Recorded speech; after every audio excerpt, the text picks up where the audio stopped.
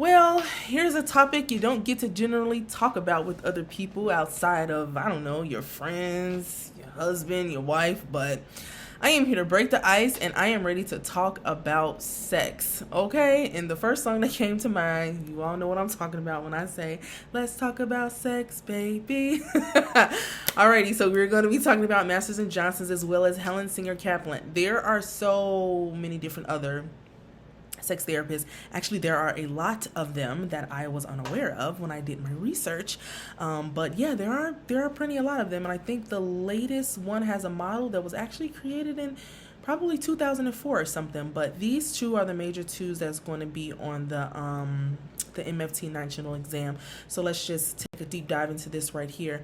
Who's involved in treatment? So for Helen Kaplan, she did individual couples and she was actually more flexible when it came to doing sex therapy, but Master and Johnson's were not. They did not budge. They always wanted to see the client as a couple. So remember that. I've actually seen questions that talked about the difference between Masters and Johnson's and Helen Kaplan, that Masters and Johnson's always saw them as a couple, right? And the goal for sex therapy is to have a more desirable and satisfying sex life. That's it. Short, plain, and simple. Isn't that nice?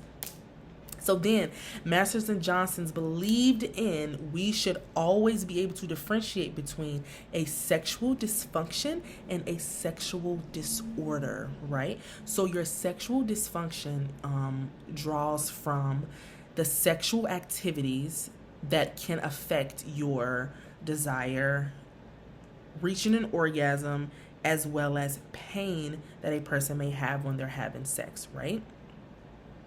That could be something that's physical. So that means that you might need to go and see a doctor. If you're having pain during sex, you need to go see a doctor.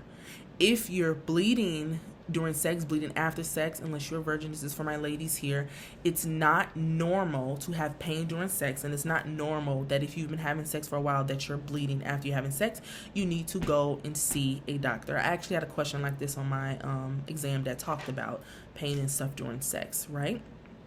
So then you have your sexual disorders. That's the male, and that's for the female when it comes to arousal, right? So hypoactive means that your desire and your drive to do it is low, right? Very low. You have no desire to want to do it. Now, if you're hypersexual, you know what that means, right? You want to do it like all the time. But anyways, females and their sexual interest, arousal disorder, right? Interest in doing it, no desire to want to do it, no desire to want to have sex with another person, right? So again, it's low, or there's those absent thoughts, fantasies, desires in order to do it.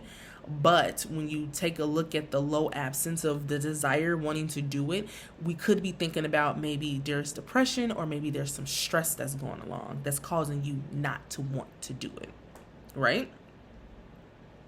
So again, that's the difference between a sexual dysfunction and a sexual disorder. I hope I made sense when I talked about that, okay?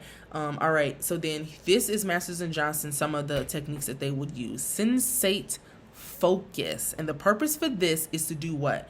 We got to reduce some of that performance anxiety that might be occurring. Now, I don't know if they was talking about the man when they said this, or if it could be for the woman as well. I'm not sure. But yes, and you also need to reestablish that emotional connection. Sex is not just physical, it's an emotional connection as well, right? It's like the connection that you and your partner have when you are engaging in the act, and it's not just about how you are performing sometimes. Like if your performance is right, then you can focus more on that emotional connection that you have, right? So how does it work? So there's going to be these structured touching exercises that you're going to do. But the goal is not to have intercourse or to reach orgasm. You're just simply having some structured touching with one another, whether if it's like, touching the breast maybe, or don't touch the breast, touch the thigh, and you're not touching those like more intimate points on your body, right? it's the mindfulness part about it. It's where you're focusing on what's going on in the room right now without having to be so worried about how you're going to perform once the act begins, right? So stage 1, that's what I was talking about. You're not going to be touching your genitalia. And I see here she also says that you can be clothed or unclothed. Okay, I'll take that. And like I said, sometimes you're not going to be touching the breast. You're not going to be touching your genitalias. The goal is for you to just be there in the moment and not to be sexual with one another, but to be sensitive with one another, to be focused on one another. Okay, stage 2. Now we get into some touching, and some loving, right? So now we can start touching some of the breast. We can start touching the genitalia.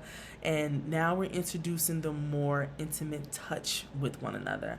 But still, you're not having sex. The goal is not to have intercourse. We are just simply trying to engage and increase the communication with one another at this point. Like, I want you to touch me here, rub me here, like talking to one another, right? Is for you to build up that comfortability level to let you and your partner know what's pleasurable to you, right? Now, stage 3, now this is the good part. This is the part that I like. Because now you get to have sex if you want to. You don't have to have sex if you don't want to, but now you get to have sex. Stage 3 is when you are now having intercourse with one another. You're implementing some of the other stages in with this one, where you're going to be doing everything from start all the way to finish, right? Where we're just being intimate with one another. We're caressing one another. We're having a communication with one another. We're focusing on one another and trying to still implement what's pleasurable to your partner as well as what's pleasurable to you, right? You don't have to have sex at this stage, but I say you do. Alrighty, so then we have the squeeze technique. Okay, this is for my fellas. This is for my guys, okay? If you are struggling with premature ejaculation, this is how you are going to learn to delay your climax so that you can last longer and please that woman much longer. But before you get to all of this squeeze technique or whatever, remember, keep in mind that everything is still pleasurable, right? We're still working on that communication and stuff, right? So when that man feels like he is reaching that orgasm, you or your partner, because your partner can be in the room with you, you're going to start squeezing the base of that penis, right? So that it can stop. Like, it's too soon. Like, I don't want you, I'm not ready for you, Jeshua, right? It's too soon. So now we're going to have to squeeze that and stop that, right? It's going to stop the arousal and it's going to allow it to reset itself.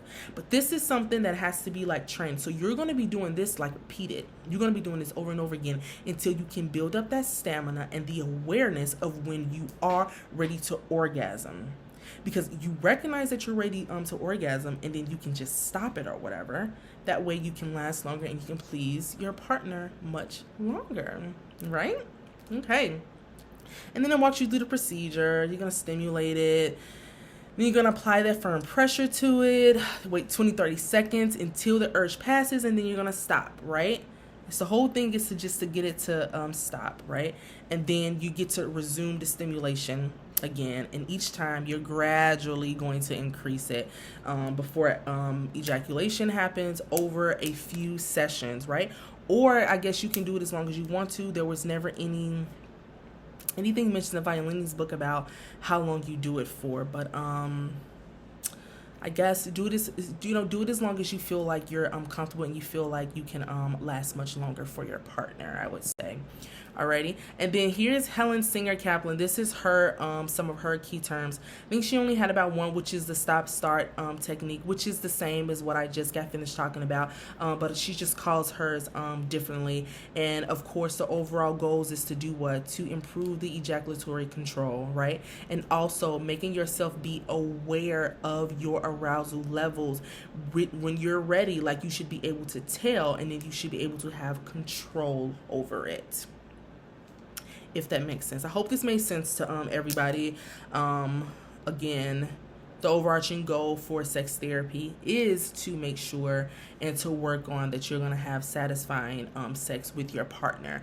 But if there are other things like those sexual dysfunctions that we talk about that could be impeding that, then you might need to see a doctor, because then a sex therapist can't do anything about pain during sex. They can't do anything about bleeding after sex or anything that may constitute as being an STI or an STD or something like that. They can't do anything. Sex therapists cannot do anything for that. You might need to go and see a medical doctor for that, right? And then here it is, the 4-stage model of the sexual response. Everybody should know this. If you've ever had sex, then you are aware that, of course, the excitement phase. Oh, that's like, oh, well, I think we're going to do it. I think we're going to do it. And now you're psyching yourself up. I'm getting excited. So you got the initial arousal that's going on.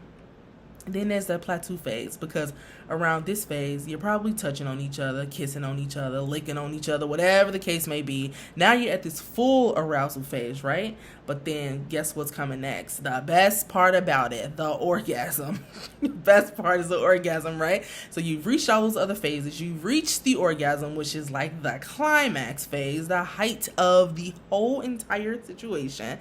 But then after that happens, now you're coming down to the resolution phase. This is after the orgasm. But then, after you get past the resolution phase, if you want to do it again, you can do it again. And it's just going to repeat over and over again, right?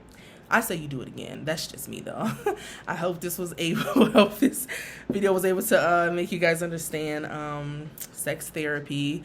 I try my best to make it as light and as funny as I possibly can. This is actually one of the shortest models that I ever read, that I ever worked on, even when I was studying for my exam. It was one of the shortest ones. It's like literally one page in Volini's book. And then the rest of it is kind of like, oh, maybe I should do some more in-depth information on it. But I'm hoping that I was able to explain this in a way that you're able to gain clarity and understanding of the sex therapy model.